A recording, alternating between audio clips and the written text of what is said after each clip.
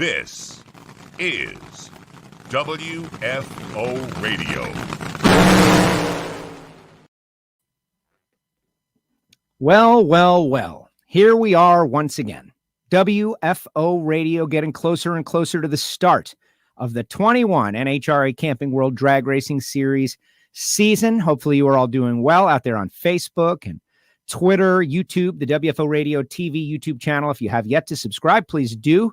Click the bell and never miss a notification from WFO when we go live with the voice of the National Hot Rod Association, Alan Reinhart.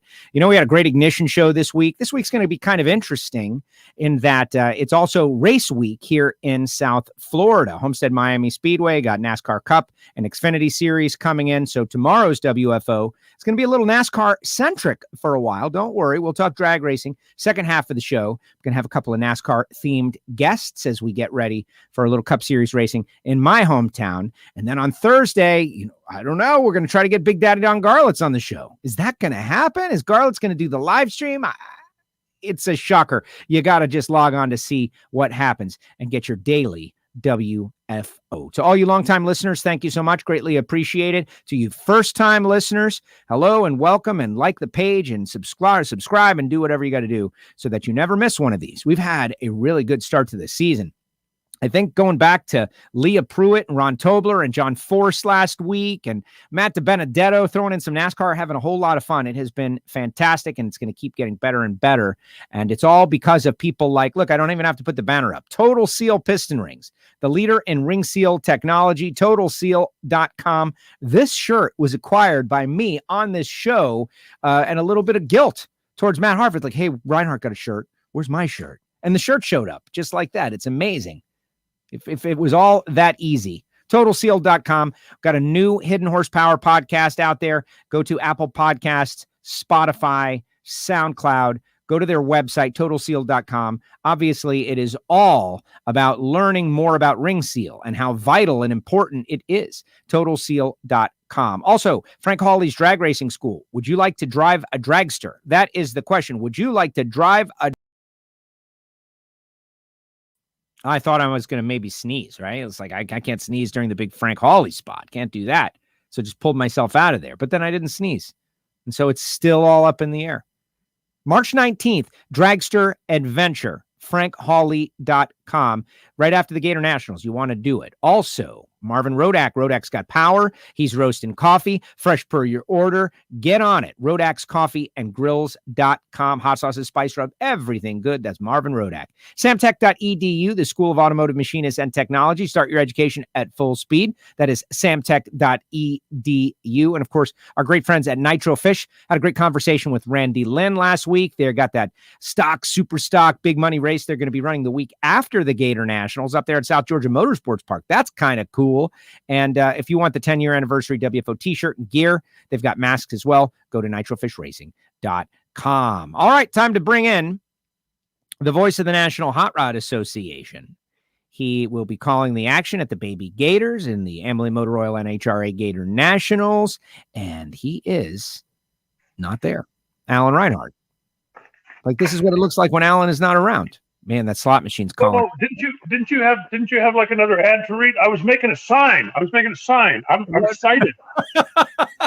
Well, to me, I think it's great to see you like dive into the camera shot. There it is. One more week, everybody. One more week. I want you to know, yes. I spared every expense in making this. Put that up there. Did you use a ruler? That's pretty good. Well, you kept it straight. Yeah. I got one of these. Yeah. And I even used a used piece of paper, something that had something printed on it that I didn't need anymore. I spent every expense. I think it's fantastic, Alan. I think you've done great work here today. We're going to keep you for a while longer, though, because this is a busy day for you. We got all kinds of things booked. We can feel the ramp up in activity as NHRA gets ready to get going. And I don't know what you would call the official start of NHRA season, but I can tell you that there's a big test in Palm Beach. The Baby Gators are going on. Orlando's going to be rocking with the World Door Slammer Nationals. Bradenton's got NMCA, but it's all happening at once. It's like the big bang at the start of the season. Yeah, I mean, technically, we had the Division II race a couple of weeks ago down there in Orlando, so you could say that was the beginning of the NHRA season. 70th. Yeah, there you go. And but this week kind of kicks off for everybody, and next week kind of kicks off. I'm looking forward to it. Everybody's been cooped up for so long, and I think everybody's ready to get to it. You mentioned it's a big day for me because I'm all over the internet today. Here, watch this. I got. Yes. Hey, wait. I'm trying to get this with those guys right there. No, you got Joe. I'm pointing to Total Seal. Oh, yes. I did a Reinhart Reveals that's on the NHRA Facebook page. There's a link on my Twitter if you want to find it, talking a little bit about piston rings. And that came up today, and I got you today, and I got Loans later with Joe Pando. We're going to do a shop talk, and we're going to talk about ignitions. And so, yeah, today's Internet Tuesday for me.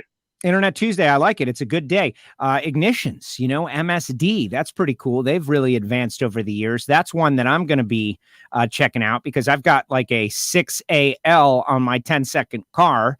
And everyone is like, get the grid, man. It's got a data logger. Get this, get that, get everything. And I'm like, I don't know what to get if I were to ever upgrade because it's evolved so much. And I'm not stealing the thunder from Loans later on in the day, but that's one of the areas. Talking about piston rings, we can do that too. But that's one of the areas that has just absolutely advanced like gangbusters. No pun intended. Yeah, and I mean, I wouldn't get a grid if I was you. I didn't put one on my car. It just don't need it. I mean, if the grid is like having a supercomputer. If the biggest number you ever count to is 6, it's not necessary. Got it. But yeah, there's definitely been a lot of technology over the years, and that's the old thing, right? You need air, you need fuel, you need spark. Well, the more spark you have, the more air and fuel that you can deal with, more compression you can deal with, and so anyway. But I'm looking forward to bouncing that around with Loans a little bit today. Yes, it's going to be great. I believe that is 3 p.m. Eastern time, and that is cool. And I think a lot of NHRA teams are like live streaming and creating content today. The good news is it is all archived, and genuine NHRA fans can bounce back and forth and check out stuff. Something else that you put up on your Twitter, which I just watched. Alan's Twitter handle is very active today, folks. You got to check it out. But Dominic Lagana walking into the Capco shop on his own. How inspiring. As you know, Dom is a great friend of WFO, and to see that moment, thinking about all that we went through and the worry and the concern, like that is as uplifting and inspiring as anything can be. Yeah, I agree. I mean, you watch that video and it's amazing. His fiance is by his side, and he's got his prosthetic legs, and he's just kind of feeling his way. It's an incredible story for what he went through and for what happened. And I think, his mental attitude probably is as big as anything for getting him to where he is today, because it would be so easy, I think. And there's a lot of that stuff, nobody ever knows until they're put in that position. But I think so much of his recovery has just been his positive attitude going, okay, this is where we're at. This is what we got. Let's go.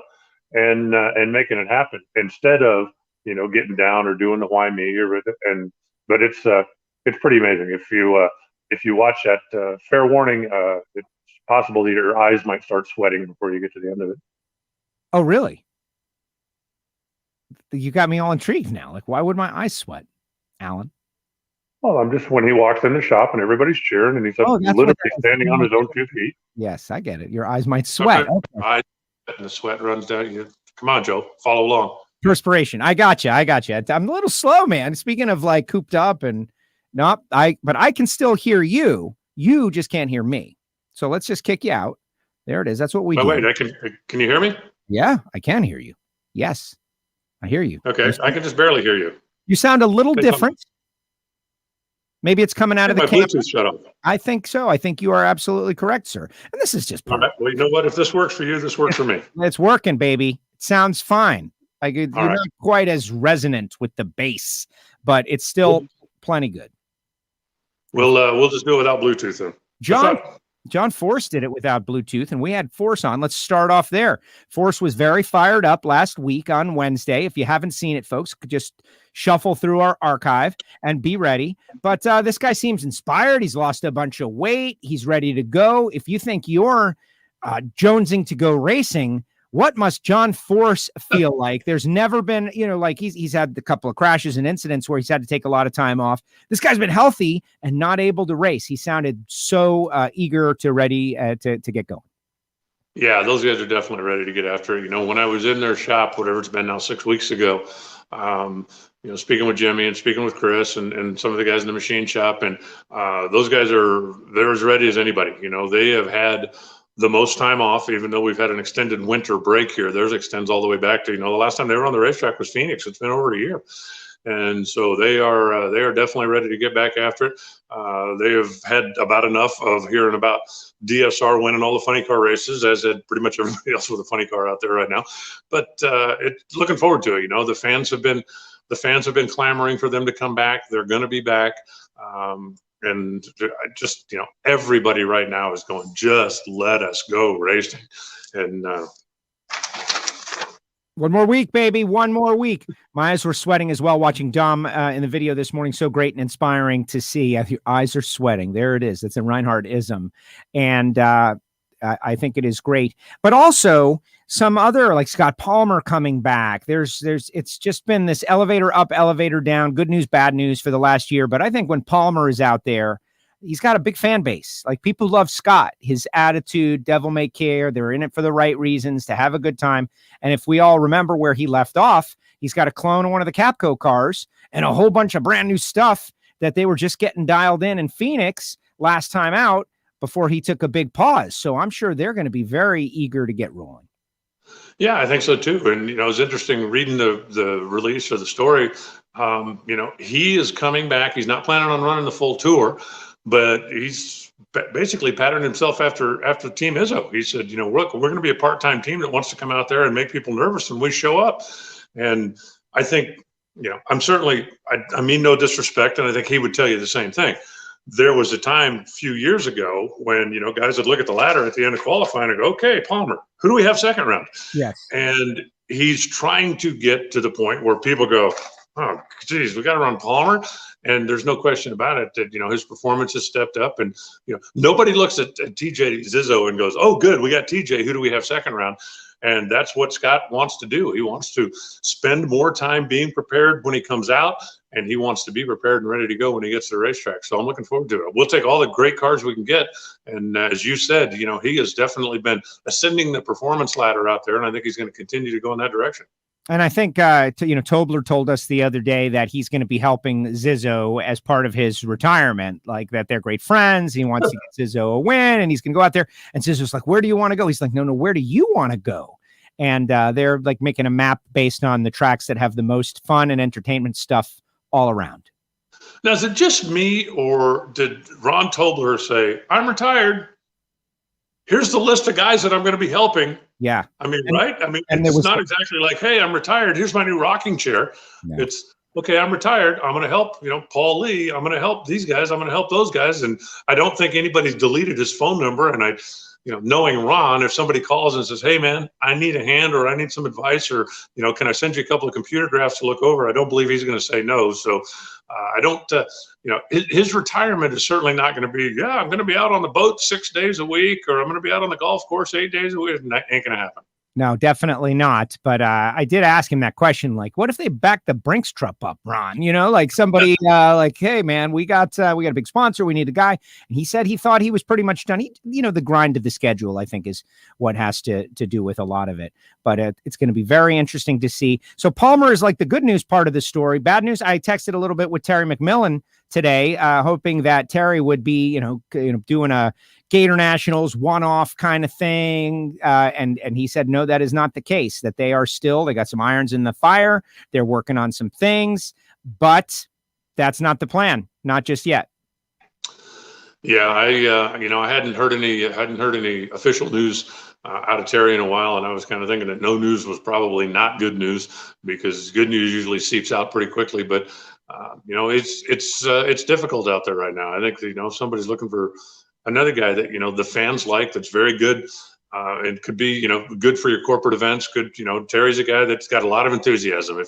Whether he's doing an interview at the racetrack, or, whether he's coming to whatever your event may be corporate wise, and certainly, his on-track performance as a U.S. national champ, that's about as big as big a thing as you can put on your resume in NHRA other than Camping World Champions. So, hopefully, something's out there. Hopefully that Terry will be able to find it, put it all together. As I understand it, and this isn't gospel, but as I understand it, his guys are still, ready to go. The last time I was in Indy, they were still, servicing parts and getting things and making sure that they were ready to go, hoping that somebody was going to call and say, hey, paint that thing blue and let's go. So still hoping that that's going to happen. Yes, well, exactly. And, my thought about it was maybe it would be a good idea. And this is not Terry specific. This is a raging debate all the time. Like with Tony Schumacher, for instance, like maybe you go out there to let people know that you are still ready to do this and you have all the equipment and you're ready to go. And all you need is a rep and you're ready to rep. But at the same time, it costs a lot of money to go there and get there and race out of your pocket. I remember Snake back in like 85, like, nope, no sponsor, no race. That's it. I'm not going to spend my own money. And that's a raging debate. What do you think about like creating opportunity by going and running out of your own pocket once or twice, kick off the season, that kind of thing, versus, and it's a personal decision. I get it, based on numbers that we don't know, but I think an argument could be made for both. Like, hey, we have this car, we can race, we can win. We just need the right partner. Yeah, that's kind of case by case, and I'm certainly not one to go freely spend somebody else's money. But in my take on that would be, hypothetically speaking, if I'm Terry or if I'm whoever, if I'm Tony, and I'm going, hey, WFO, you're my guy. Right? Here's what I can do for you. Here's my proposal. Here's the stuff. Tell you what, it's going to cost, and again, whatever the number is, okay, it's going to cost $10 a race for me to be out there for the 23 race season. Okay, so $230 for the year. But here's what I'm willing to do for you. We're coming down to Florida for the Gator Nationals. It's your home racetrack. It's one of the majors in NHRA. We're going to have great television coverage. It's going to be a great impact. It's kicking off the season. So I would come down there for $5 instead of 10. I'll come down there for $5. Let's call it an audition. So you basically are paying, my base expenses. We're both making an investment here. I'm coming down trying to show off for you, trying to show you this is what I can do. This is what I'm capable of. You are covering at least part of the expenses for me to come down there and make it happen. And then let's reassess at the end of the event. Is this something that you think adds value to your business? Is this something you think your customers would like if they come out to a trackside hospitality? Is this something you think we can make viable? Do you maybe have another partner in business that would want to get involved so that, you continue to spend the $5, but maybe you got somebody else that would like to partner up and be on the car. We've seen a lot of that over the years, but I think something like that is probably not out of the question, but it's just, it's difficult. And again, I'm certainly not here spending somebody else's money, but it's difficult to go to somebody and say, look, here's what I'm going to do. I need you to make a 2-year commitment, a 3-year commitment at $10 a race. And then if you get out there and go a race or two and go, yeah, it's not, just not what I'm feeling, not what I was, then, you can come out and give a guy a test. I mean, that's something that I've done quite a bit over the years, especially the early years when I was working. I'd call somebody and go, hey, look, I was at your event. I think I can add something to it. I think that, I can be a positive for you. Normally I charge $10, but I'm free next weekend. I'll come to your event for $5. And, if you don't like me, pay me $5 at the end of the day, and no hard feelings. And if you do, let's sit down and see if we can make something work. And that's how I ended up being Brian Francis announcer at his Saturday night short track here in Tucson for a number of years. That's how I ended up doing some of the boat things and some of the other stuff that I've done over the years, was just going in and going, look, I'll make you a deal. Okay, let me audition. Give me a chance to show you what I can bring to your program. And who knows? As a matter of fact, that was how I originally got started, actually in the NHRA gig, when Mike Lewis was the guy who at the time was director of field operations for NHRA. He scheduled the announcers. They were coming into Phoenix. I called him and I said, look, it's my home track. I'd like to come out. I'd like to. And he, and the budget this and that. And we've already got guys scheduled. And I said, it's my home event. Let me come audition. Let me come spend a couple hours, do something. And if you hate me, just kick me in the butt on the way out the door. And that was how I got started doing the NHRA national events. Was I was willing to, go in at a cut rate, and in that case it was a no rate, but it was home, so it didn't really cost me anything. Sure. And show what I can do. And I think, there's people out there that are willing to do that. And again, I'm not making anybody's company policy. I think if you're Tony Schumacher, then Don certainly, or Megan, or their marketing people certainly over the years have brought people to the events because they're out there, with their other cars, with their other teams. They go, look, here's what we do. Here's our situation. Here's the thing. Here's the hospitality. Here's the interaction with the fans. And they can bring somebody out and give them a taste. Whereas for a guy like Terry, he can't come out and show them his operation. But potentially, if somebody's willing to, to go in at least partially, and if it's me, I'm certainly willing to have that conversation. Well, exactly. And, Amalie Motor Oil, Gator Nationals, they've become such a legacy up there. Part of me was and is continuing to hold out hope that, you get the guy down there. But it's also, we're still living in this pandemic situation. It is not gone yet. The 500,000 number just happened, I think, yesterday or the day before, kind of a stark reminder of all that has transpired. And so we can't expect to just kick it into high gear right at the start. We're still coming out of this, and not everybody is instantly, ready to just go perform. And we're going to have a limited crowd and all that. But the hope of normalcy, it's dangling out there right now. Like, there's a lot of people talking and thinking about like what might be middle of the season, that kind of deal. Some schedules have been, moved and adjusted. It's not going to be the last one that is moved or adjusted, but we're kind of watching it take shape, what people are doing. Even some divisional regional races, ATCO moved their schedule, pushing it back, because I think people have, I don't know, maybe for the first time in a really long time, a genuine sense of optimism. Like, hey, man, there is, I don't want to use light at the end of the tunnel because it's been overused, but there's normalcy ahead at some point. Well, I think, when we were in this position last year, everybody was thinking, okay, well, maybe in 30 days, maybe in 60 days, but nobody really knew. Nobody, I don't think, really understood exactly the scope of this. I don't think anybody really, there wasn't, okay, well, this is when it's going to be okay. Everybody was hoping. Now, I think we have a better handle on the scope of it, but we also have a vaccine, which is good. We have better treatment stuff, which is good. We have a better understanding of how it's spread and how we can be careful, even if we're out and about. There was a time when, at least everything I heard was, okay, the only way to know you're going to be safe is to go, hide in your basement, and lock the doors, and breathe filtered air and drink bottled water, and don't come out. And now we have learned more about, how it's transmitted, what we can do, how to be careful, and so you don't have to be that isolated anymore to still feel relatively confident that, I know what I need to do to protect me. And I also know, that different people have, I don't know, different, they have a different scale maybe. I still have friends that, will call me and go, hey, we're having a little thing, there's only going to be, 8 people over here. And I go, okay, great. Who are they? Right. Like, okay, I know 2 of the 8. Thanks, but no.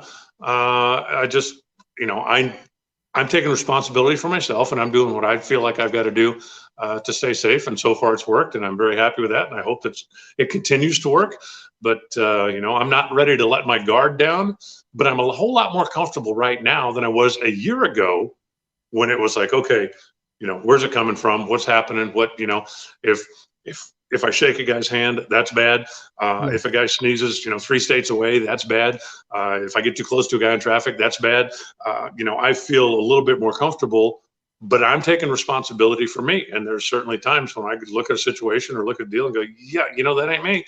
And I think more people are doing that. And I think that, that's helpful. There was certainly a time when it was easy to go out and you'd still, you can try to social distance all you want, but if the guys behind you are all pushing forward to get, into the restaurant or into the whatever.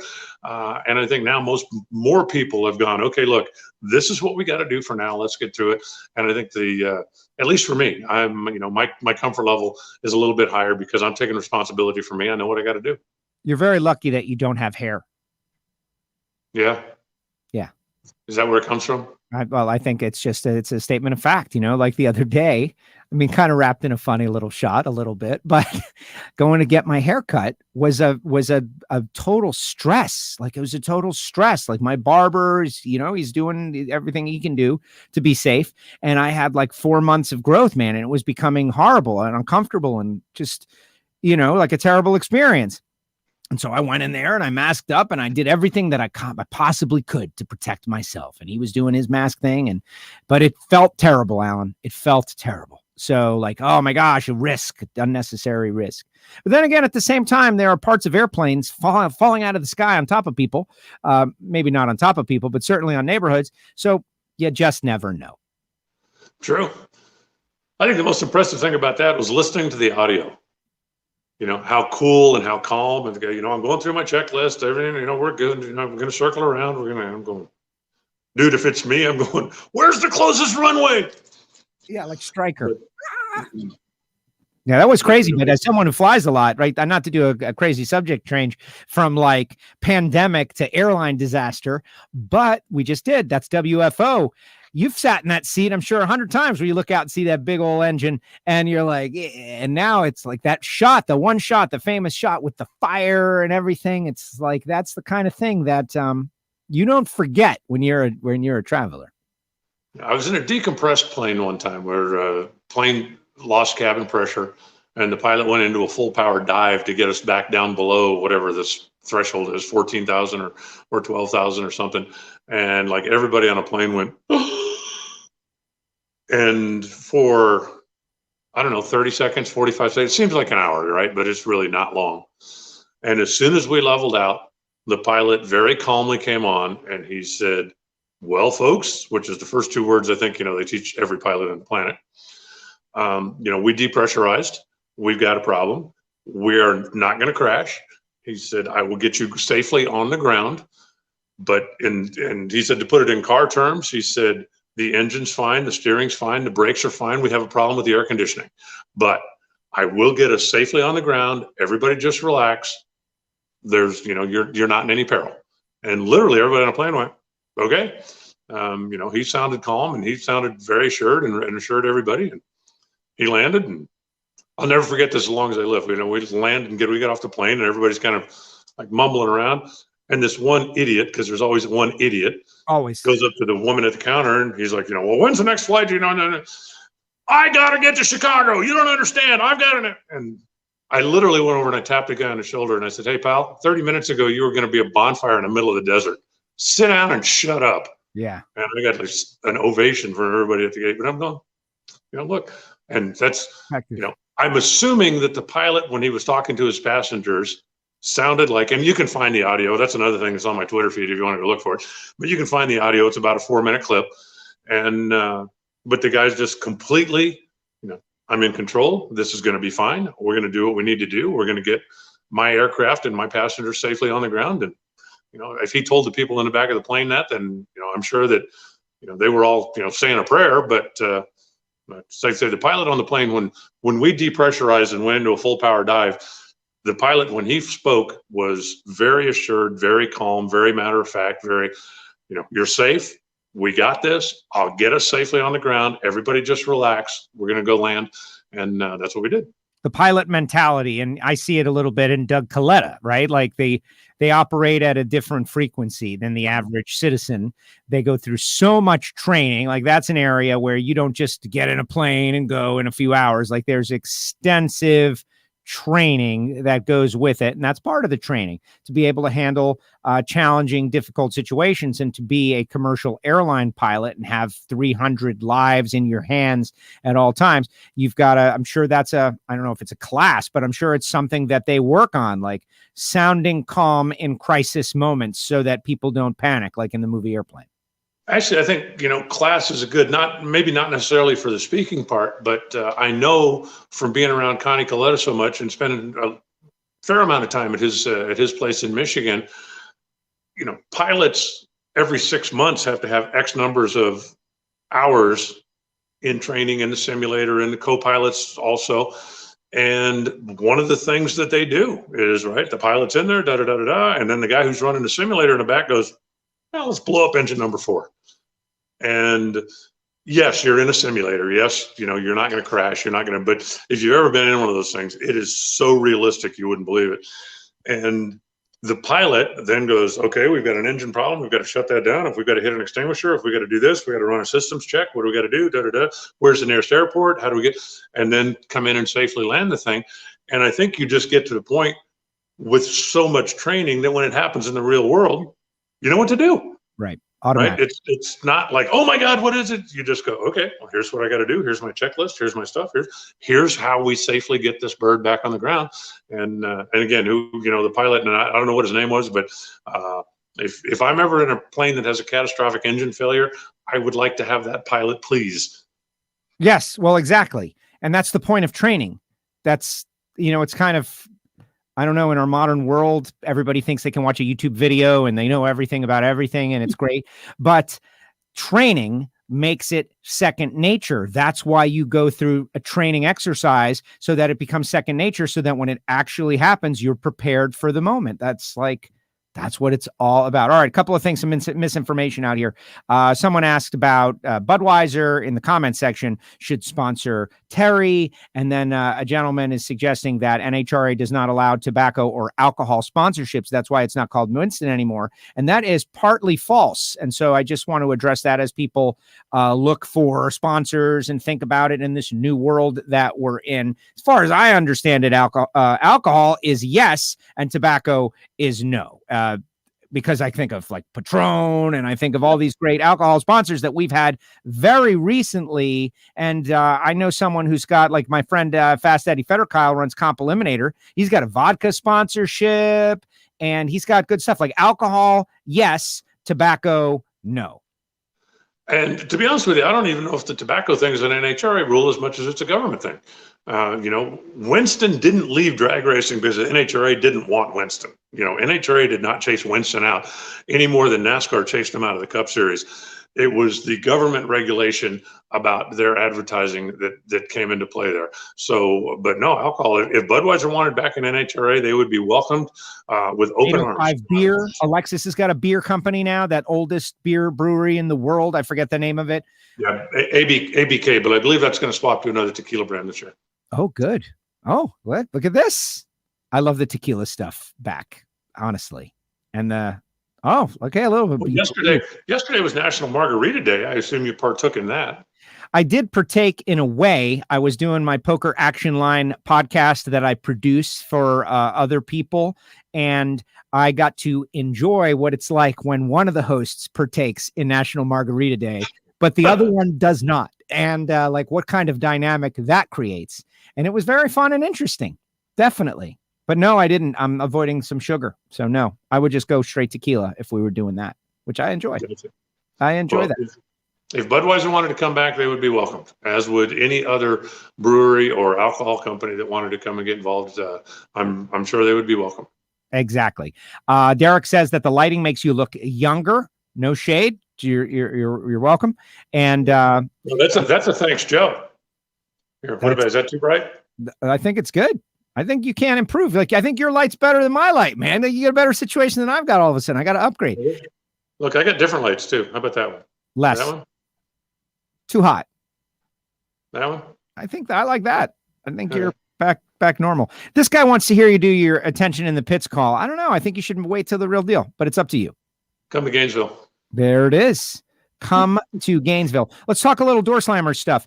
I'm going to be at the World Door Slammer Nationals while you're at the Baby Gators. It's a tune-up with Pro Stock and Pro Mod, but they pay a lot of money. And, we had Wes on Friday, happy hour, him and Courtney, talking a lot about it. And just he loves that style of racing, like thinks that Pro Stock and Pro Mod can be the absolute stars of a show. And I agree. I love what I've been seeing, Greg Anderson and Erica and all these great personalities battling it off. But to me, it's the start of what is going to be a very different season without Jason Line, Jeg Coughlin, and Bo Butner running for a championship. I think the door is open for many new, young, fresh racers to win races, and maybe even a dark horse champion, someone to go out there, or maybe not so dark horse like these guys, for instance. They've got a real legitimate shot to go out there and put their stamp on 21. Yeah, I think we're going to have. I don't think there's any doubt that we're going to have some new winners coming up the pro stock ranks this week or this year. We talked about last week or 2 weeks ago some of the new faces that are in the category that all have a shot. Guys like Mason McGahey and guys like Kyle Koretsky and we've already seen Stanfield go ahead and close the deal, but I don't think anybody will be stunned if Troy Coughlin Jr. wins one. I think, there's a lot of opportunity out there. And will it be a little easier with no Jag and no Jason and no Bo? Yeah. Does that mean every week we're going to? No. I mean, because I think, right now I look at pro stock and think there's Erica and then everybody else. Right. I really think that, she is on top of the game, and not just because she's got the number one on the side of her car, but because, she's won back-to-back championships now. She certainly has got a great race car, and she is very motivated. I spoke to Courtney a little bit yesterday on some other business, and we were chit-chatting a little bit, and she said, not in so many words, but basically that Erica is partaking in a regimen during the off season to make herself a better driver, because even though they won the championship last year, she still feels like there's room for improvement in the driver's seat. And the last thing she wants to be is the weak link in that equation. So she's working to get better. And, and I said it a couple of weeks ago, I think, somebody's going to have to show me they could beat her. She's got a great race car. And you look back at the championships that she's won, if she actually can improve on the driving part of it, that's just going to make her that much tougher. No, I agree. She is the back-to-back champ. This is her fourth championship. The team has lost nothing. You would think that they're going to go out there and maybe not run over the field, because you can never do that in pro stock. But I'm thinking about Greg Anderson and the second half of last year. They swapped cars, and Greg has told us that, he knows that this is the last ride, if you will, not this season exactly, but the next few seasons are the last ride, and that he can still, bring it when he needs to. I really think Greg Anderson, like, if he's going to win another championship, if that's going to happen, this year, next year, this is when it would happen. 5 years from now, I don't know if Greg Anderson is going to get a championship then. So I wonder, is it possible for the winningest active driver to go out there and get one more? Well, he certainly thinks so, and I believe I said a couple of weeks ago that he was my pick if we were taking Erica out of the equation. I think that, the one thing about the KB guys is I honestly believe that last year they came out a little embarrassed by the time it was all over with. For the number of races that they won, the performance of their team. They certainly seem to be making plenty of horsepower. They don't seem to be making great runs as consistently as they have in the past. And I think that there's going to be plenty of motivation there, for Greg to come out, especially not having Jason, side by side with him, even though KB's not going to have any shortage of cars or talented drivers. But I think Jason's got plenty, or Greg has got plenty of motivation, and I expect to see him back in the winner's circle this year, back in the championship mode. Time will tell, but I wouldn't be stunned if it happened. Yes, well, exactly. And he's got that 100 milestone out there also. Like, we've seen these drivers like get up against it and then hit a brick wall, and it's very challenging. And I know, do the numbers matter? Do the stats matter? People say no. I say yes. Like, right now, the number one thing like Greg wants to do is win races, but he's got Warren Johnson out there ahead of him in wins. And I think if you're thinking at all about legacy, which I do, that where's Greg Anderson going to end up in wins? Is it going to be in front of Warren Johnson, or is it going to be behind Warren Johnson? And that's a question that will have to be answered over the next season or two. I think that's a bigger goal for Greg than 100, because he's been this close and been stuck now for a while. I really think that means more to him. If Greg got to 99 and called it a career, I don't think he'd be disappointed about not getting 100. But if he ends up calling it a career one short of Warren, I think that's something that really will bother him, till the end of time. And I think that's a big motivation for him right now, especially since he's been stuck. When you're 10 back, when you're 20 back, when you're, okay, you get one here, you get one. Nobody's thinking about it. when you get as close as he is now and then get stuck, then it really starts to gnaw at you a little bit. That's my feeling. No, I agree with you. And I just thought, like, what could get Warren out of the engine shop and back out on the racetrack? I think if Greg passed him, that might be what exactly, but that might be what really motivates Warren to get back out there. Like, what? I'm getting passed by Greg. No, we got to get back out there and try to get one more. Like that 97th win for Warren was one of those deals, like a kind of out of nowhere win. You just never know. Yeah, that was kind of an interesting day, no doubt about it. But I think, and I still talk to Warren fairly regularly. He's got plenty of projects going on down in the engine shop, outside work and development and things that he's doing. But he also still dabbles with the 500 cubic inch stuff from time to time. When he has an idea or when he has some time on his hands, he's got plenty of that stuff. And he says that he is above the power level with fuel injection that they were with carburetors, which I would think would make him competitive. Because if you look right now, carburetors, the quickest run in the sport is still carburetors. The fastest run in the sport is still carburetors. So, the performance difference between those two, a lot of guys are closing the gap, but I don't know, that anybody has surpassed the numbers that they were making with carburetors as of yet. Warren says that he has gained with what he had with carburetors. So if that's the case, then I would think that would put him in the mix. I'd be really curious to see, and I'm surprised it hasn't happened yet, somebody call him as far as doing an engine program. I think the last couple of times that Warren was out there as an engine supplier, not as a driver, but as an engine supplier, I think you can look pretty much at the stats and show that he wasn't quite on par with the KB guys or with the elite guys. Not that he was light years behind, but he just wasn't quite there. And he tells me that he has made some gains in the shop and believes that he's competitive. So I think it'd be interesting to see if somebody gives Warren a call and says, hey, look, let's do an engine deal. Let's see, where your power stacks up with the rest of them. And then that might be the beginning motivation to get him back on the racetrack. I agree. And if he never does, Warren's getting up there a little bit. Got the big book coming out in April, by the way, something to look forward to. Kelly Wade, the author of that one, has agreed to come on WFO as we get closer, and everybody's going to have to go to the WFO store and buy it off Amazon. It is going to be great to see. If it's anything, I can't expect something to be as good as Snake's book because it's Snake. But Warren Johnson has some great stories, like just off the top of my head, things that I really want to know about, like, mid 90s versus the Dodge Boys, that kind of thing. Some of that 80s stuff, the Hearst Olds, like stories around cars. So I'm very eager to get into the whole Warren Johnson thing when the book comes out. All right, here's a question from Mikey out there. Wants to know who's your favorite to win the championship in Pro Modified this year? Call me in October. No, you gotta give the guy something, I think.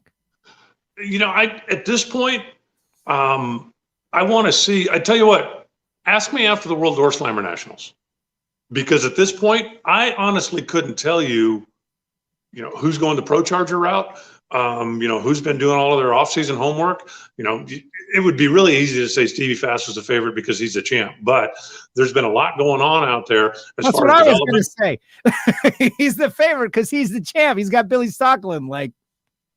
How do you go? That doesn't hurt. Believe me, that doesn't hurt. Right. But I'm really interested to see, how many guys are going to do the Pro Charger route. After the World Door Slammer Nationals, let me at least watch one test session before you put me on the spot. I agree with that. That is fair. That is fair. And this gentleman mentions that the RPM was different with carburetors versus fuel injection. Hartford ran that 446.0 in Orlando last year, which was the quickest run. The track prep situation was a little bit different, and it was, I don't know if it was the most optimal possible weather conditions, but it was damn good down there at sea level, and they went quick and fast, and it was a lot of fun to watch that qualifying session. But we'll just have to wait and see. What about like a guy like Kenny Delco? He was running real well at the beginning of last year, pre-pandemic. Frank Iaconio had found some power. You may recall that. I just, in pro stock, I am greatly hoping for a year where we have some fresh new stories, some shockers. A Michael McDowell wins the Daytona 500 kind of story, and maybe Kenny Delco can be the guy that gets himself one. He certainly could. The performance of his car stepped up big last year, and all that was from changing the honing technique of the blocks. It wasn't like they reinvented anything. It was something that somebody else had discovered that they hadn't yet adapted to, that changed the whole program. So, there are still things like that out there. One of the other reasons I'm going to be watching KB is from pretty in-depth talks with Jason Line. And anybody that knows Jason knows that he's an engine guy first. Right. And a pro stock driver second. The only guy in the history of the world, as far as I know, that had 3 championships. You asked him what he do for a living. His answer was dyno operator. And he has always been engine guy. And he was pretty candid about the fact that he had some ideas that he wanted to test. And he said between making sure everything's ready to go racing and then going racing and doing it, he just never had the time. And one of the things that he was looking forward to about not being behind the wheel and not being on the road so much, not that he's never going to be at the racetrack, but let's say in the KB camp, you've got, what's the number? 8 engines that have to be ready to go every week, okay, for your customers and your backups and your various stuff. Okay, so if you got 8 engines, you go to the race, you do whatever you do, you come back, maybe there's a couple of races back to back, and then the engines come home. Now you got stuff to do, right? They've all got to go on the pump. They've got to get checked out. Some are going to have to be taken apart. You got a lot of work to do, and you've got to get these engines ready to go. Now you get the engines ready to go, you get the truck loaded up. If the next thing you do is get on a plane to go race, well then, when do you R&D? But if now your responsibility is, okay, let's get all these engines ready. Let's get everything. We'll get the truck loaded up. Okay, let's send the truck. Okay, now the trucks are going to be gone for 2 weeks. I don't have those engines in the shop that need maintenance, that need attention, I don't have any of that stuff. I got 2 weeks. So I always wanted to put the pistons in backwards and see if that would work. I now have time. And I have obviously one of the most well-equipped engine shops on the planet. And he has the time and is going to be able to experiment with some of that stuff. Obviously, some of it will work and some of it won't. But I'll never forget working for David Nickens all those years. One of the things that I really, truly enjoyed about spending the time down there was David's attitude and the fact that he wasn't scared to try anything. I mean, if we were sitting around one day and went, hey, let's spin the engine backwards, bolt the carburetors on the headers and blow the exhaust out the scoop, he'd go, let's try it. And some of the stuff that we did was just bizarre. I mean, we literally ran a pro stock engine on the dyno with no oil pan one time. And because David was like, have you thought of this? That sounds really stupid. Let's try it. Let's see what happens. Right. And I think Jason has got some of that stuff in his head that maybe sounds a little bizarre, that maybe is kind of off the wall. But now he's got the time. And because he's going to have some time in the shop when the race engines aren't there. So you're not worrying about all of that stuff when you can do some of that experimentation. It'll be interesting to see if they come across anything. I am interested as well. And you mentioned your Twitter feed a little bit earlier, and you've got a Piston Rings segment regarding Total Seal. And that's really what their whole exercise is. Lake Speed Jr., who co-hosts the podcast with me from time to time, that's his job, that's his life. Like, what would you like to be doing right now in the dyno room, trying to come up with something wacky to learn from? Experimentation with different hones and different different technologies, coatings, sprays, things. Like, we're going to try to put it in upside down, like you said, that kind of stuff. And that's how they find power. And they also find what doesn't work or what lasts a long time. Or like we talk about with the Cup Series engines, you want them making their optimum power at the 495th mile of the race, like different things that you might not even think is possible, but they're doing it. And I think that is super cool. And you got to keep up. And back to piggyback back to Warren, like that's where KB and Elite, they've got so much manpower, so much space, a full-time regiment, a bunch of customers. They can try some things. And that's why you need to have customers. Frank Iaconio told me once, like, man, if I could get a couple of more customers, I can make some more power because I would be building more engines. And it's just like a scale thing, just like everything else. Yeah, I agree with that. I think, the more you do, the better you're going to get at it. And also, if you have engine leasing customers, then you now have more income. Also, if it's a deal about, because none of this stuff is cheap. I remember a conversation between Bob Glidden and Paul Smith, however many years ago, when they're talking about, the expense to go drag racing. And Paul's like, oh, well, I spent, $20,000 on pistons last year. And Bob said, I spent $65,000 on pistons that never left the dyno room. Because a pro stock guy doesn't change pistons at the racetrack. If he does, he's got way big problems. Where, nitro guys pretty regularly, right? It burns one, it squeezes the ring, it does whatever, throw that piston out, put a piston in, and on you go. But the number of times when somebody will try something, and again, I lived in the world for 5 years, and it was an experience that you couldn't buy anywhere. But it's like, okay, I got an idea. And we used to buy our pistons like so many of the guys did back then, and a lot of them I'm sure still do, basically blank, because everybody was, there was the fear out there that if we tell WFO Piston Company, okay, this is how I want you to make my piston, now they know how to make my piston. And if it works, and I'm not casting shade on anybody, but you know as well as I do, you're sitting in a bar with a guy, you're sitting next to a guy on a plane, you're sitting, and secrets get out. Absolutely. Not that I think anybody would ever call, XYZ Racing and go, hey, let me send you one of Reinhart's pistons. You're going to love this. But, guys are talking. He's like, yeah, strangest thing. He called me and asked me to gas port these things at a 40-degree angle. And the guy goes, hadn't thought of that. And so anyway, we were doing all of the stuff in-house. And the number of times when you go get a box of blank pistons, set the piston jig up on the mill, fly cut this, do that, drill this, okay. And then you go through the whole thing about, pouring it, making sure your compression's exactly right, and blah, blah, blah, blah, blah. And then you put an engine together. And then it's down to 7 horsepower. So you tweak and you tune and you this and you that, and okay. So you take it apart and you take 8 pistons that have 10 dyno runs on them, and you go, in the garbage. Give me another box. Yeah. And you try something else. And that's just the way of the world, in pro stock, at least the way it was back then. There's certainly now things you can do with computer modeling and other stuff, but you never know until you bolt one together. And sometimes it's the silliest thing. And then one of the other things you realize is that sometimes something that you tried 6 times that didn't work, because you got a little different piston in there. Right. Now you can go back and try everything that didn't work again, because now it might work. And that's, it takes a certain kind of mind to do that, to be that guy, like the A, B, and the forks in the road, and to remember all the different stuff that you had. Look at this. Here comes camshaft. Who do you think was the guy who first determined that for a pro stock camshaft, you needed to put 9 bearings on it? Bearing, bearing, bearing, bearing, bearing, bearing, bearing, bearing, bearing, instead of 5. Warren?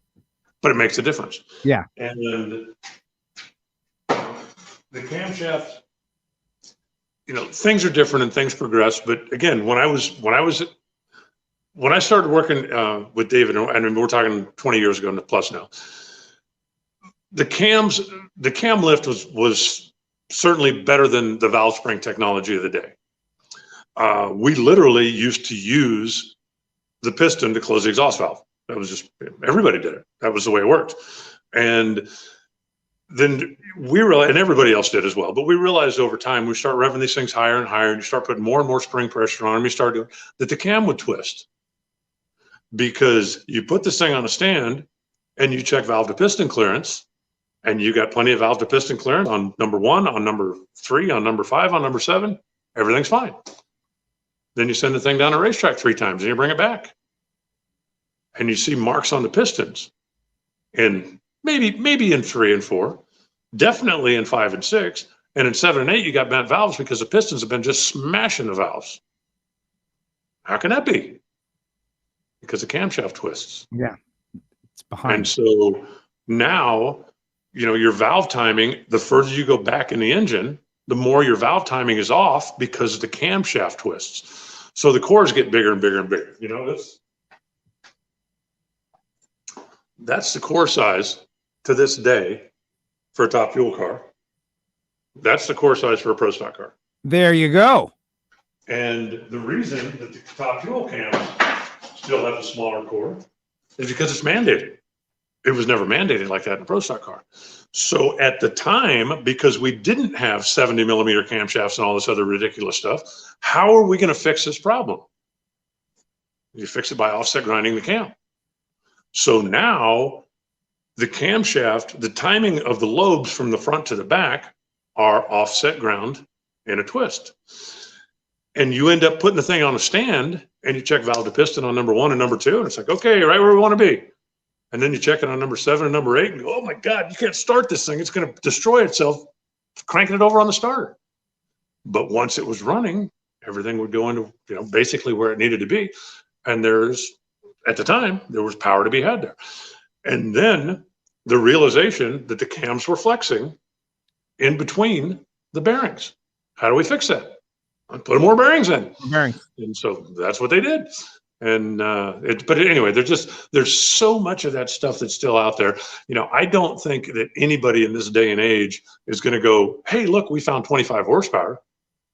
But if you find 2, and then you find 2 more, and then you find 4, and then you find pretty soon you got 25 horsepower. And it's if you're an engine guy and you're not afraid of the labor, because there's a whole lot of, hey, we just spent 6 hours putting that motor together. What should we do now? Take it apart and throw the pistons away.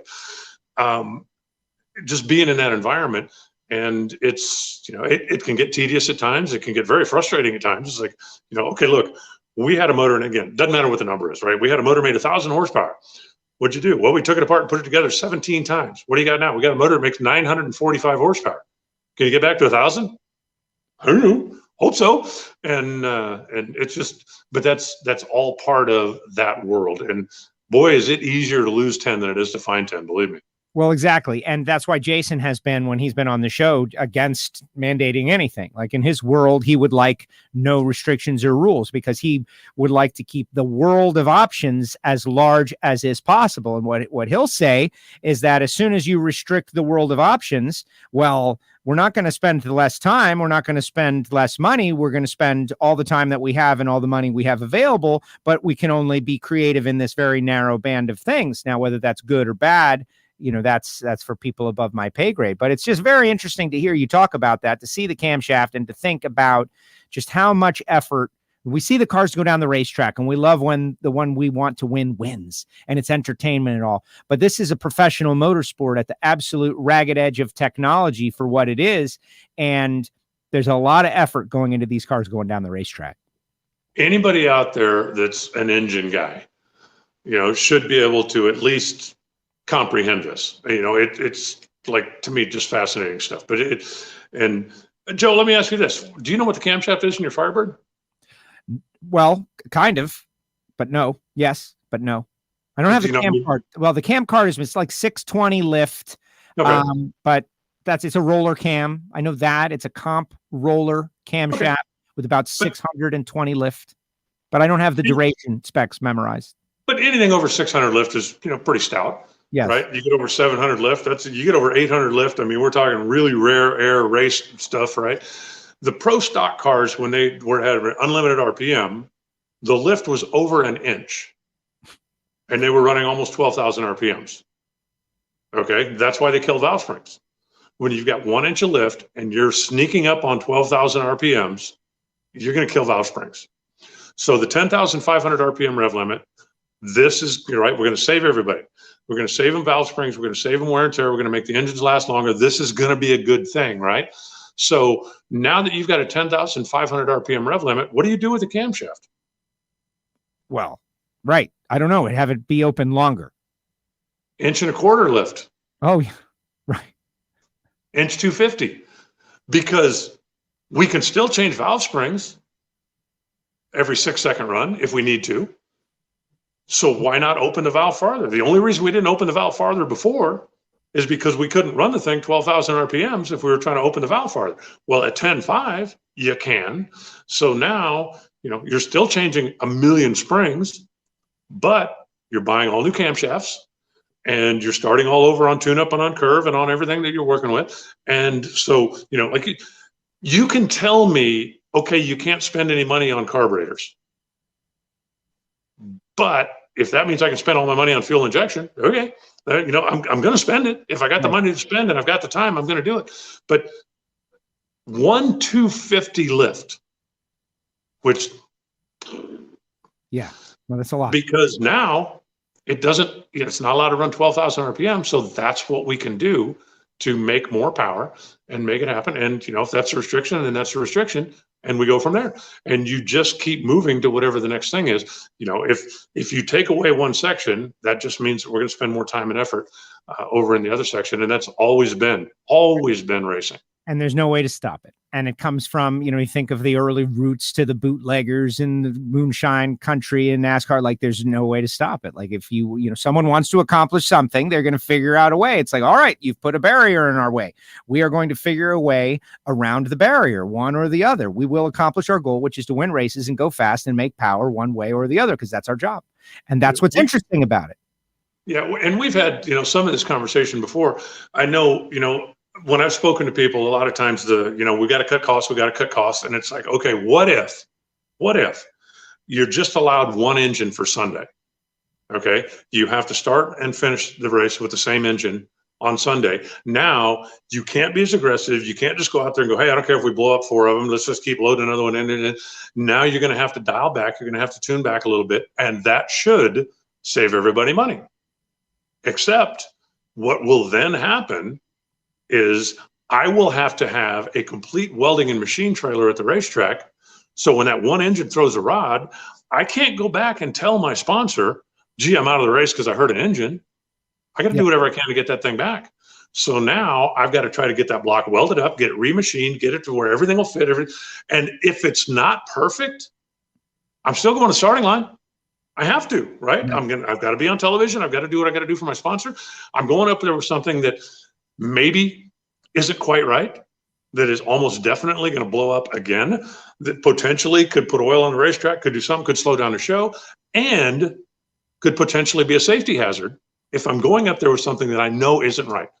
Now, wouldn't it be better to just put a new motor in, take this one back to the shop and fix it right, and then put it back into the rotation? But that's, again, the classic, the unintended consequences. If you go, okay, here's what we're going to do, and it's going to make everything better. I've spent a little bit of time in the NASCAR world, and, when everybody used to test, it was crazy. Kentucky Speedway at one point was running 364 days a year. It wasn't raining because there was always somebody there testing. And then NASCAR, in order to help save the team's money, save them from themselves, they got together with Goodyear and said, okay, you can't have tires. If you can't have tires, you can't test. Right. That's going to save everybody money, right? No. Okay. So how can we simulate? We still got to do shocks. We still got to do geometry. How can we simulate this? We need a 7-post shaker. That's it. We put the car on a 7-post shaker. We can do a computer simulation. We can run the car like not moving. Don't need tires. But we can run the thing through this whole simulation. Okay, great. And then things just keep evolving. The simulation software got to the point that a 7-post shaker becomes obsolete. When I was at NHRA Racing a couple of years ago, they have a 7-post shaker. You know what they do with it? Put boxes on top of it and use it for storage, and it makes a nice shelf because for whatever it costs, I don't know, $1.5 million or $1.7 million, it's completely obsolete and it's worthless. Hey, well, why don't you sell that to another team? Yeah.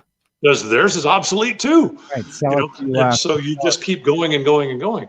And, you can never stop a guy from spending the money if he wants to spend the money. And it's just a difficult thing. I don't care, and I have got a good friend of mine. We have had this conversation 100 times about the factory stock showdown, right? The guys that are coming in, the big money guys that are coming in doing all this things, they have to stop them. So, oh, okay, how? Yeah. And he's like, well, spec engines. Okay, so the engine comes from the manufacturer. That's it, spec'd. So if it breaks the valve spring, I'm done. Well, you could probably change the valve spring if you. Okay, so is it okay to just put better valve springs on? Yeah, probably. What about the rocker arms? And then you go down that road, and then you get back to, okay, sealed engine, right? Sealed engine, can't touch it, can't do anything. If it breaks a rocker arm, sucks to be you. That's going to save everybody money. Okay. So I now am going to go buy 25 torque converters and 10 transmissions. Absolutely. And every rear gear ratio imaginable to go optimize so that I know, when the temperature goes from 65 to 70, or the density altitude goes from 2,900 to 3,200, I need to change that transmission and converter. That's what I need to do. Well, you can't do that. Why not? Right, exactly. I've got to seal. I'm abiding by. And then you just end up heading down that road, and there's always something out there. Another, just real quick, I know we're like over time here, but I just don't want to run up against your 3 o'clock thing with Brian talking MSD stuff. I want to give you a little time in between. It's loans. Yeah, I mean, I might feel bad for Joe Pando, but it's loans. Good point. There was a time when there was a 386 gear and there was a 50 gear. Okay, rear gear for Pro Stock. That's what was made. It wasn't always exactly, you'd switch back and forth quite a bit, but wasn't. And so, man, we need, like a 490 would be nice. There's times when a 490 would really be worth something. Okay, well, nobody makes a 490. So David calls and says, what would it take to do this? And the guy said, well, we have to do the tooling and do the stuff. It'd be, pretty expensive. I mean, like really expensive. And David says, let me ask you this. If I pay for the tooling and I pay, does that mean it's mine? That you won't sell gears to anybody but me? And the guy says, well, yeah, if you want to pay for everything, we'll make anything you want. But, his thought is if I invest $50,000 and I'm only going to sell 3 sets of gears, it's like, okay, well, if I invest, does that mean they're mine? Yeah, sure, no problem. So we made a 490 gear set. Right. And it was very helpful. It wasn't a magic bullet, but it was very helpful until word sneaks out. And I don't know how. We certainly weren't telling anybody. And like everybody else, when you got a pumpkin in the trailer, it's marked on it with magic marker, but we damn sure never marked one 490 until another competitor comes in the trailer and says, I want to buy a set of those 490 gears. Ooh. David said, what 490 gears? And he said, the 490 gears you guys have. He says, who says I have those? And he says, look, here's the deal. I go spend 50 grand and get my own made, or I can buy them from you and you can recoup some of your investment. But either way, I'm going to have a set of 490 gears. And it's like, okay. I mean, that's just, but that's the length that people will go to. And there's I don't know how you stop that. We want to save money. I don't know how you stop that. And I had a conversation literally just a week or so ago about, slowing down top fuel. And okay, what do you want to do? Well, if we cut back this and cut back that, okay, so you're gonna save Torrance and Coletta and JFR and Don Schumacher. You're gonna save them money by obsoleting everything they have in the trailer. Right. And then, how much do you want to slow them down? Well, we just need to knock a few hundred horsepower off. And it's like, no, you don't. Megan Meyer just went 509 without a blower. I mean, you don't want to knock a few hundred horsepower off. And so therein lies, therein lies the trouble. And this attitude, like Megan Lingner. I don't want to Meyer Lingner, exactly.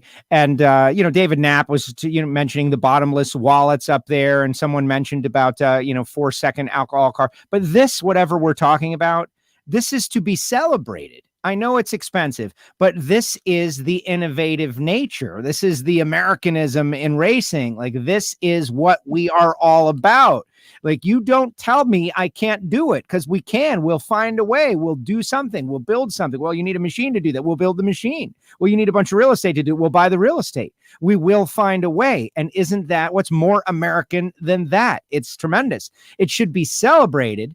I know there's always going to be rules makers. They're trying to. I would love to see something that's just like unlimited, because there's nothing unlimited anymore. And we know why, because of safety.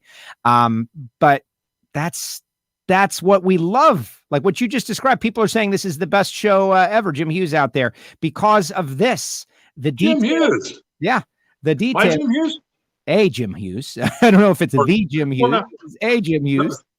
No, that was one of the greatest moments in NHRA history was in Vegas when Jim Hughes won stock and Jim Hughes won Supercount, but it wasn't the same guy.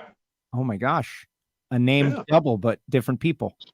So anyway, did you say David Knapp was watching? Yeah. David Knapp is a WFO listener now for a while. David is like, he's going to the winter warm up. He's hanging out, man. David Knapp, look, he's in the sun. He's having a good time. I think he lives in Florida. Shoot me an email, announcer@nhra.com. I don't know. We got out of touch somehow, but I'd like to just touch base and catch up a little bit. It's amazing the people that watch WFO. Hear that, David? And he's going to be at the winter warm up in Palm Beach, he says. So he's getting kind of excited. He's connecting with drag racing through all this social media stuff. And of course, look, he says, very appropriate for a Jersey guy. Yo. He says, yo. This is what David Knapp. He's going to send you an email. Look at that. Reconnecting with David Knapp. Very good. Will do. This guy, Jim Hughes, is the other Jim Hughes. So it's I'm the other one. He says he's the other one. All right, Alan. Great. No, wait. If there's two Jim Hugheses, the real Jim Hughes is a guy with a big block and a 4-speed. The other one is Super Comp Jim Hughes. I got you. Anybody with a big block and a 4-speed is the guy. That makes sense. Yeah. I like it. Well, great job. I appreciate it. Great conversation. Got me fired up. I'm excited about, the start of the season. So much going on. I know you guys are going to be on over on what? NHRA's Facebook page? Or is yes, if you want to be interactive, you have to watch on the Facebook page, but you can also go to NHRA.com or Twitter, or I don't know, just come knock on my door. But yeah, if you want to get, and we're going to be talking ignition. We got Joe Pando from MSD. Last week, or I guess it's been 2 weeks ago because we didn't do one last week, we went in depth with spark plugs, and now we're going to talk about the way they actually fire those things, starting from almost archaic up to arc welder. Ooh, from arc to arc, from archaic to arc welder. You're practicing on WFO for NHRA. That's just cement. No, I'm just thinking that's going to be an MSD t-shirt. From arc to arc welder. Right. I like it. Ralph wants to know. By the way, I heard what you said about your Total Seal shirt. Yeah. That wasn't shame. That was wine. Yeah, I guess you're right. Yeah, no, back. You're definitely right about that. No pushback from me. It was definitely wine. Like, oh man, why don't I have one of those? And then poof, I got it. Hey, whatever works, Alan. You know how it goes. You do what you got to do to get the job done. Job is done. Woo, Total Seal, baby. And it's a good shirt. I like it. It pops. Definitely pops. No, I agree. All right, Joe. Well, you have a great afternoon and have a great week. And I look forward to, I'm going to be seeing you pretty soon. We'll see you again at least one time here before that. But there's the sign. One more week, baby. Gonna burn some nitro. Alan, thank you so much. All right, Joe. There he goes. Alan Reinhart with us here on WFO Radio. We do this every Tuesday at 1 o'clock Eastern time. And if you're watching after the fact, that's fine too. Apple Podcasts, Spotify for the audio-only podcast of this fantastic exercise that is WFO Radio in our 12th year of existence. And you can check out the website, WFOradio.com, to see all kinds of great stuff like the Ron Tobler and the Leah Pruitt and the John Force and the Ignition Show and all the good stuff we have. Okay, get your comments in the comments section. Final comments in the comments section, and I'll roll down through them. And there were some questions that people were asking and wondering about that I will go into here at the very end. So we're going to try to have Garlits on Thursday. And I'm very concerned about it, right? Because the live stream deal, what kind of phone does Garlits have? And if it doesn't work out, we'll just get him on the regular phone line and we'll have the static photograph up there. But yeah, Garlits going to be noon on Thursday. Big Daddy talking International Drag Racing Hall of Fame. Tomorrow, 4 p.m. Eastern time, we're going to make left turns. As NASCAR heads to Homestead Miami Speedway, the Dixie Vodka 400, I will entertain some drag racing talk, but we're going to have Quinn Hoff and Al Garcia from the Speedway talking about a little NASCAR racing in my hometown. Super excited. We're third race of the year. Again, get your comments in the comments section, and then I'll bring us home. Reinhart was very into it. The camshaft, very into it today. That's good. You can tell he's chomping at the bit to get out there and entertain, which is good. We love the fact. Alan and I have been doing this show since 2006 on XM Satellite Radio. That's where it all started. Reached out to the NHRA. They put me in touch with Alan. Alan has been on my show on Tuesday practically every week since 2006. It's 2021. Total Seal Piston Rings, leader in ring seal technology, bringing you WFO Radio, NHRA Nitro, our show, our podcast, all of it, Total Seal, and Hidden Horsepower. A little bit later on today, we'll be recording a brand new episode. So if you're into that stuff, like the engine building mentality, we just talked about it, you definitely want to get in on the Hidden Horsepower podcast. Go to totalseal.com and you can listen. And we've got new episodes rolling out all the time. Marvin Rodak, RodaksCoffeeandGrills.com. Marvin is a big sponsor of the Funny Car Chaos event that'll be going down there at Texas Motorplex. Good on the folks at Texas Motorplex for being part of the solution, handing out water to people in need, by the way. I know Marvin doesn't mind me using a little bit of his sponsor time to shout out to Billy Meyer and Andy and the folks at the Texas Motorplex. People were in absolute need down there in Texas, and they got some free water out there at the Texas Motorplex, where they will be running the Funny Car Chaos event, where Marvin is a sponsor, and he's also a big sponsor on WFO Radio. If you like coffee, hot sauce, spice rub, grills, go to rodaxcoffeeandgrills.com. You can get there through our website. Also, samtech.edu, the School of Automotive Machinists and Technology. Start your education at full speed. Talking about the Massengill family down there in Houston, Texas. Speaking of Texas, Frank Hawley's Drag Racing School, Dragster Adventure, March 19th. Drive it, baby. Drive it. Bring your friends. Challenge them. Defeat them. Humiliate them. Or just do it for fun. It doesn't have to be so competitive if you don't want it to be. If you want a WFO Radio 10th anniversary t-shirt or any of the most up-to-date gear, go to nitrofishracing.com and use the promo code WFO20. And I'm currently out of stock on the face coverings, WFO. We blew through them. Several hundred WFO Radio face coverings have already gone out. The Patreons are getting their special WFO Radio logo t-shirts. And this is something I unveiled on everybody yesterday. One of my listeners was asking me, like, do you have any bigger WFO Radio stickers? I was like, yeah, I got a couple of big giant WFO Radio stickers like this.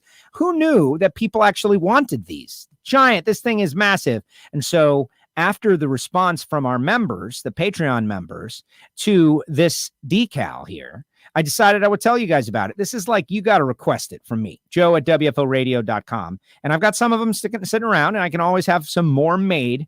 If you want to rock, if you want to go crazy, WFO, like rock it hard, this is big, we can give you these. These are available. Well, not give them, but get them to you. You know, it's kind of a big deal, literally. All right, let's see what everybody's got to say. First of all, I'm excited to see Michael Heiner is back. Michael Heiner was like our big fan, and then he disappeared. He just disappeared. Ralph had asked early on if we had gotten the shots, and the answer is, I don't know about Alan, but I obviously have not. I'm only 38 years old, you know, so I'm not in the wave yet. So there's that. I am working on getting them from my parents, though. Has yet to happen here in South Florida. Here's Heiner. Any rule to save money costs more than it saves because everyone is going to spend ridiculously to try to get a jump on everyone. Well, exactly, Michael Heiner. And that's the dichotomy that drives us all. Like, what do you do? Whatever the rule change is, somebody said, well, you get rid of the track prep and then there's going to be a lot of effort put into other areas. That's when the 7-disc clutch comes out. Who knows? Let's see. Neither sorry BFFs for 70 years, says Jim. Phil's out there. What's up, Phil? Let's see. Great show, guys. Lots of background information. That's what WFO is all about. Be sure to subscribe. Nice work always, brother. Look forward to every Tuesday before work, says Dugenet. What's up, Dugenet? A lot of people asking about what's going on in the world of drag racing, and I'm going to tell you in a second. But first, Kev, who is a patron, he has joined the membership group and getting specialized content. We're coming out of lockdown. Motorsport UK says we can go back to the track on the 29th of March. Can't wait to get the WFO t-shirt and spread the word. Thank you for the deadline, Kev. We're going to get it to you. We're going to get some stuff to you before March 29th. Definitely. We got customs forms that we got to fill out and all that stuff, but it's okay. We're working on it, and we're going to make sure you get it. Be sure to send me your t-shirt size now that you've joined the membership group of Patreon behind the scenes. Monica says, always enjoy the Tuesday show. Thank you for the break in the day. Hey, you guys can't abandon us tomorrow because it's NASCAR. All you drag racers, I need a big audience, man. Don't get weird on me. Nice big WFO sticker there, says Ralph. Yeah, Ralph. Garlet's amazing. Can we send in pre-questions? Yeah, Joe at WFOradio.com. Email them. I can't guarantee Garlet's, guys, because of, technology and all of that, but send me the questions, and we're working to try to do this. Big Daddy's International Drag Racing Hall of Fame is a major occurrence in the drag racing world. The Logie brothers are going in this year. It's a big, big deal, and I'm honored to host it since Mr. Fry has officially retired, and Garlet's is going to be on. So is he going to be on like Alan Reinhart was? Man, how great would that be? So yeah, you can email me some questions, Joe at WFOradio.com. We'll see. Let's see. How much are the tickets to the World Door Slammer Nationals? Okay, so here's the deal. Coming up next weekend, we have major motorsports all over Florida. First, I'll tell you where I'm going to be. I'm going to be at the World Door Slammer Nationals. You got to go to the website and see. Like, there's a VIP ticket that lets you on the starting line that they're going to sell out fast.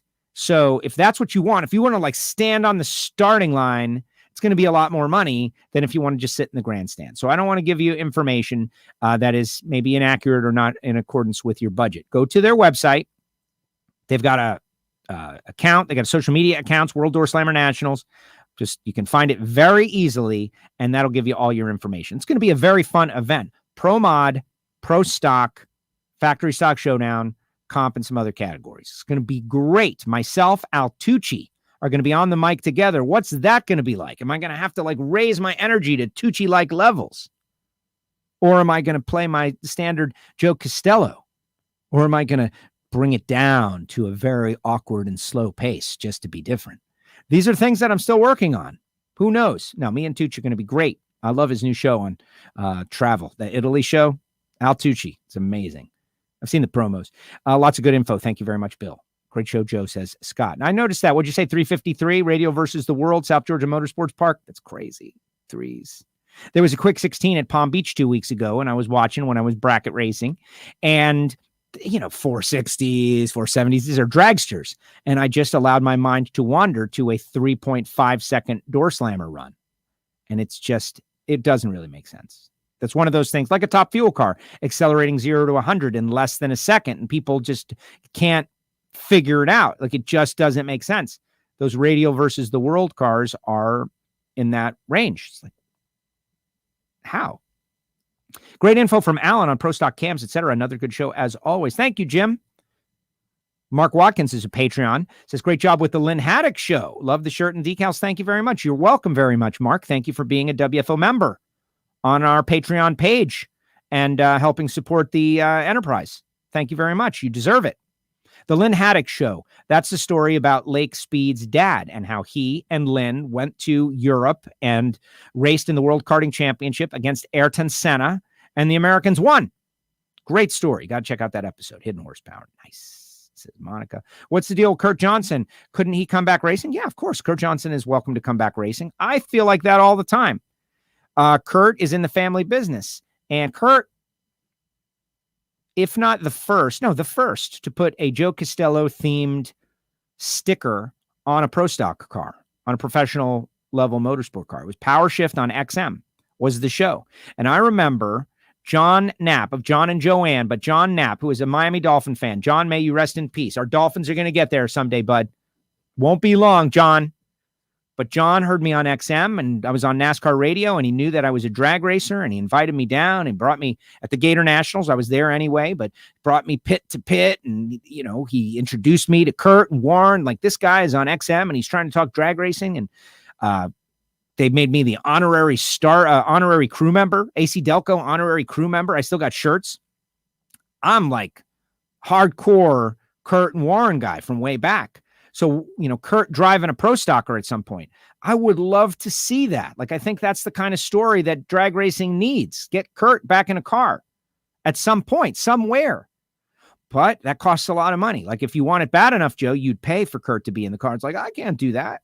Like that emoji.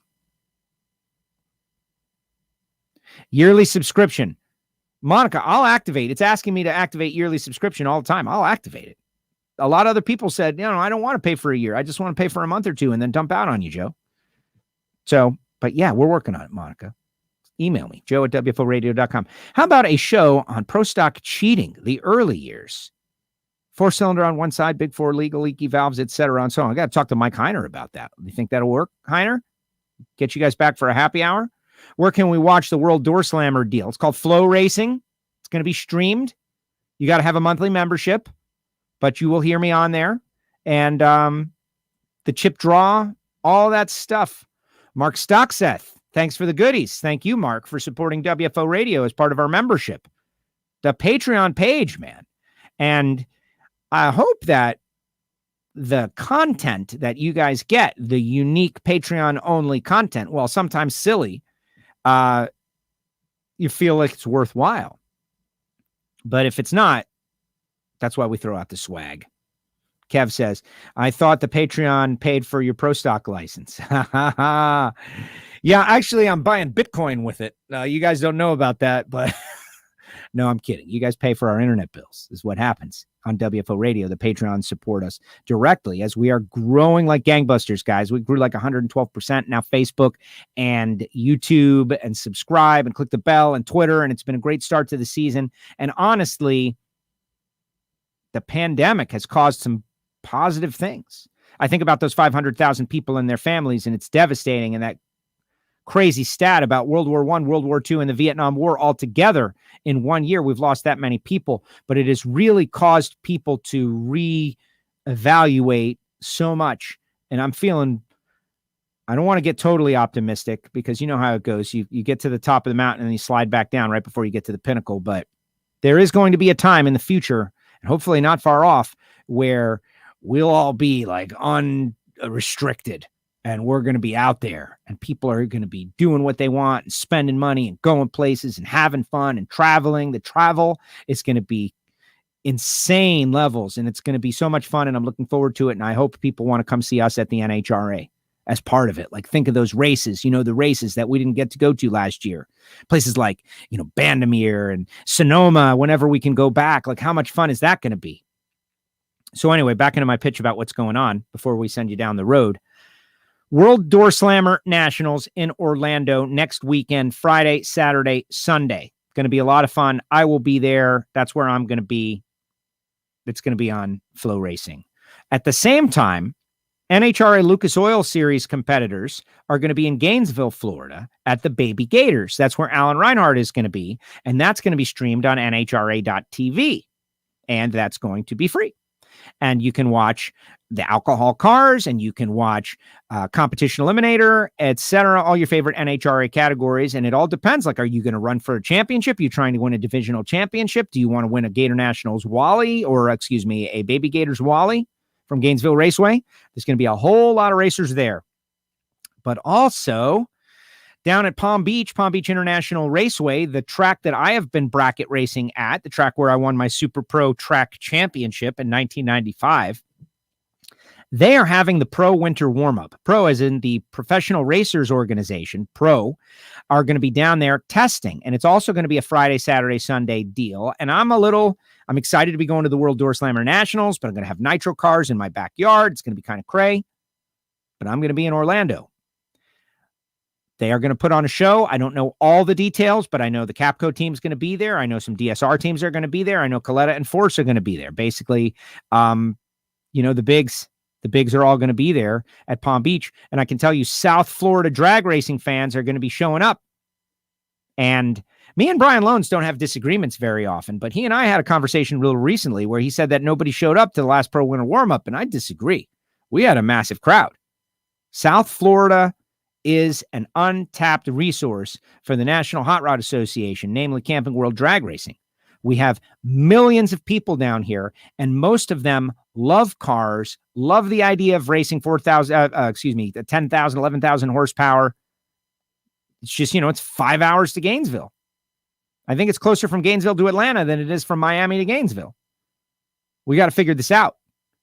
But if they're going to be in Palm Beach and they're going to be testing and putting on a show, people are going to go. It's going to be good. And then Bradenton's got the NMRA race where I would imagine Kevin McKenna is going to be as the defending champion. So there's going to be drag racing all over the state of Florida. It's going to be crazy. And I got a new column in NHRA National Dragster about just this. Florida man goes drag racing. Let's see. Final comments. They should sell commercials and have free broadcasting on Flow. Great job. I don't tell people how to run their businesses, honestly. Maybe they should. Maybe they shouldn't. If you want to see it, you'll pay. If you don't want to see it, there's all kinds of other options. That's it. They have done the numbers. They have run the numbers. They want to have a steady member. Listen, people have suggested, this Patreon deal I use? What's happening is a lot of paid podcasts like this are switching to paid only. Like, the only people worth entertaining are the people who are paying. And it's going to be a much smaller number, but if everybody's paying, maybe it's worthwhile. That's the big debate. Free for view, pay-per-view. What do you get? How many spots? How many commercials? I prefer the sponsor model. Actually, we call this a hybrid.